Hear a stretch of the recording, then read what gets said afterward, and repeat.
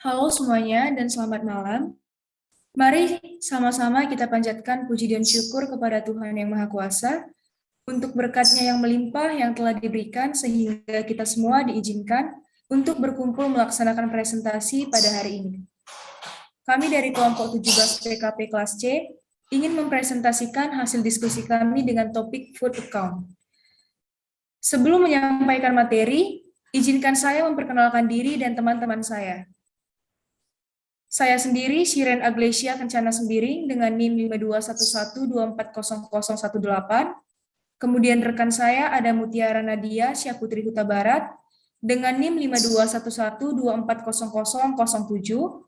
Selanjutnya ada Etania Bruginting dengan NIM 52112402.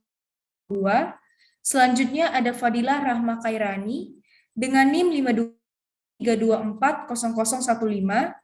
Selanjutnya ada Fadia Diva Ramandana dengan NIM 52132240028. Selanjutnya ada Ellen Lorenza Siregar dengan NIM 5211240014. Dan yang terakhir ada Putri Lutfia Effendi dengan NIM 5213540043.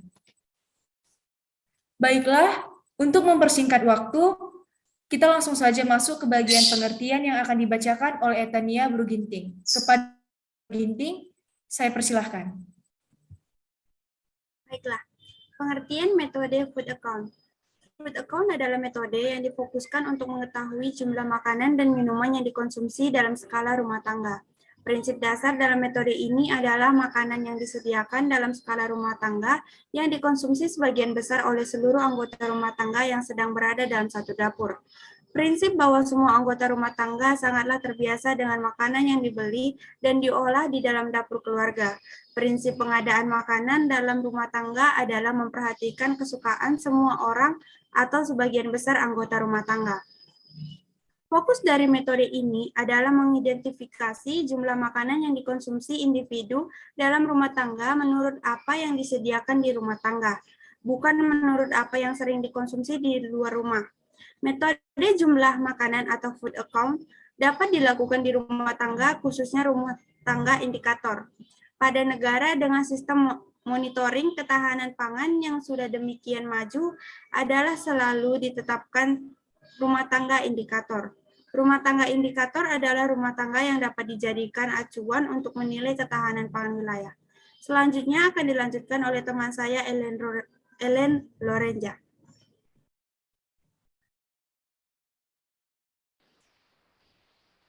Jika rumah tangga indikator mengalami kekurangan makanan, maka rumah tangga lain mengalami sama atau mengalami hal yang sama. Jika rumah tangga indikator mengalami defisit asupan, maka rumah tangga lain juga akan defisit. Metode jumlah makanan ini tidak cocok dilakukan di rumah sakit atau puskesmas rawat inap, karena tujuan dan mekanismenya yang berbeda. Rumah sakit sebagai unit beroperasi sama dengan industri jasa, akan sangat hati-hati dan cepat dalam menyediakan makanan dan minuman untuk pasien, sehingga sangat kecil kemungkinannya kekurangan makanan.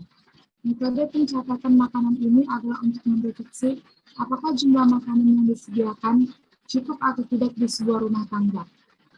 Selanjutnya akan dibacakan oleh Fadia.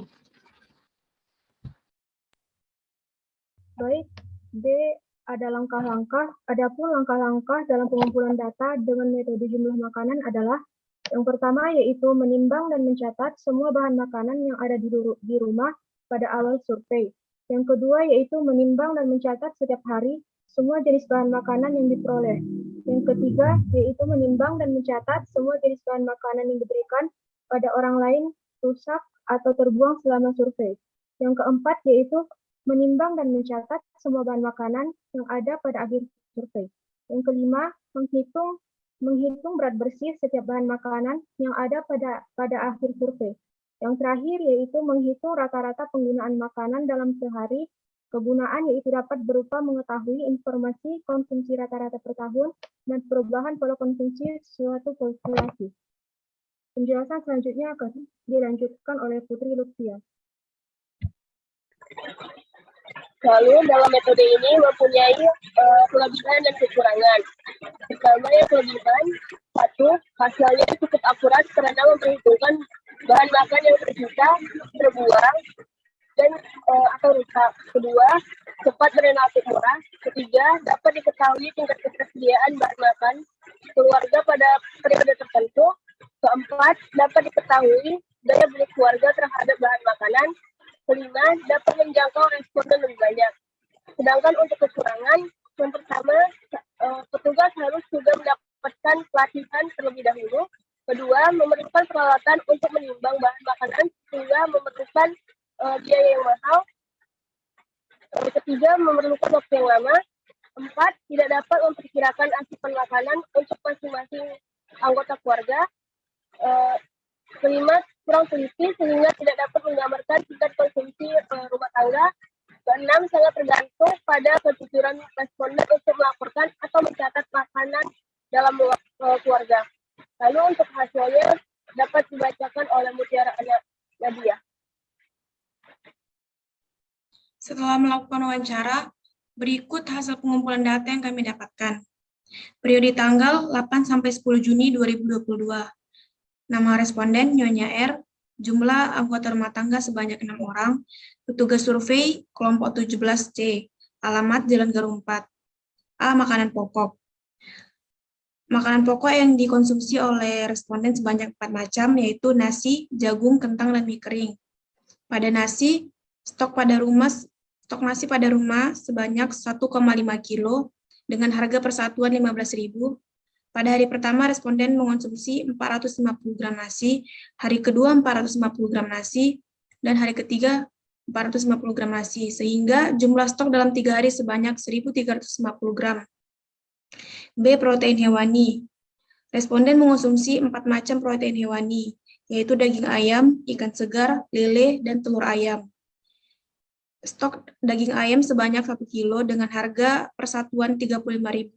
Pada hari pertama, responden mengonsumsi sebanyak 70 gram, hari kedua tidak mengonsumsi, hari ketiga tidak mengonsumsi, sehingga jumlah stok dalam 3 hari sebanyak 70 gram.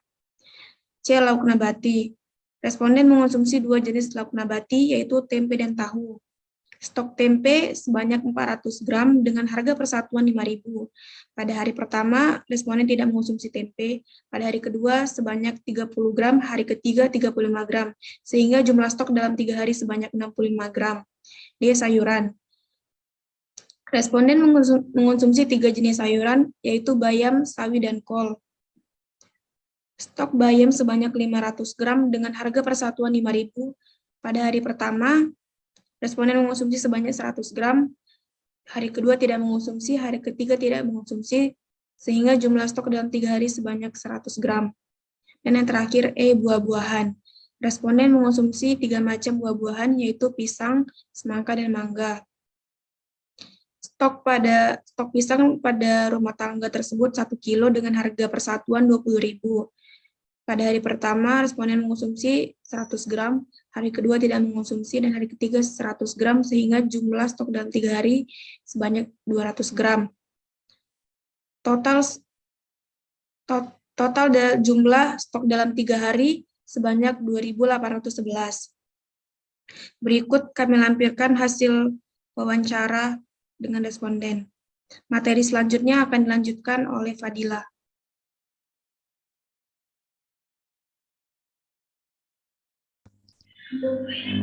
Kesimpulan, rumah tangga indikator merupakan rumah tangga yang dapat dijadikan acuan untuk menilai ketahanan pangan wilayah.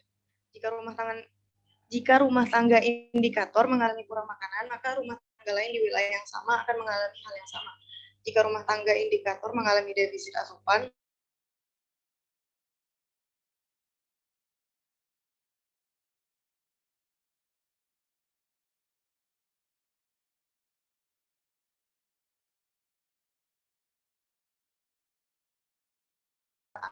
fokus dari metode ini adalah mengidentifikasi jumlah makanan yang dikonsumsi individu dalam rumah tangga menurut apa yang disediakan di rumah tangga, bukan menurut apa yang sering dikonsumsi di luar rumah. Selanjutnya akan saya serahkan kepada moderator.